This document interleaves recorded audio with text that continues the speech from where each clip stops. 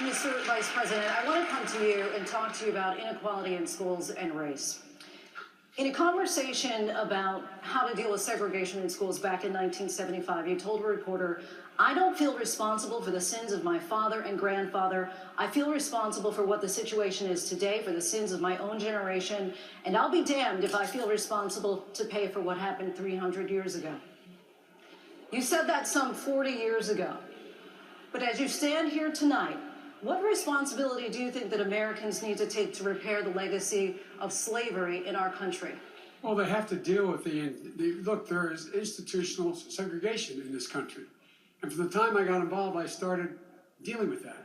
Redlining, banks, making sure that we are in a position where, look, we talk about education. I propose that what we take is those very poor schools, the Title I schools, triple the amount of money we spend from 15 to 45 billion a year. Give every single teacher a raise, an equal raise of getting out of the $60,000 level.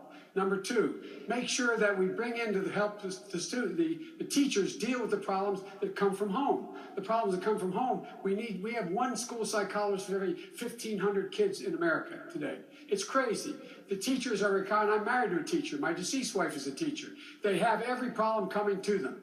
We have to make sure that every single child does, in fact, have 3, 4, and 5-year-olds go to school, not daycare, school. We bring social workers into homes and parents to help them deal with how to raise their children. It's not that they don't want to help, they don't know quite what to do. Play the radio, make sure the television, make sure you have the record player on at night, the phone, make sure the kids hear words. A kid coming from a very poor school, a very poor background, will hear 4 million words fewer spoken by the time they get there. There's so much, I'm going to go like the rest of them do, twice over, okay? Because here's the deal.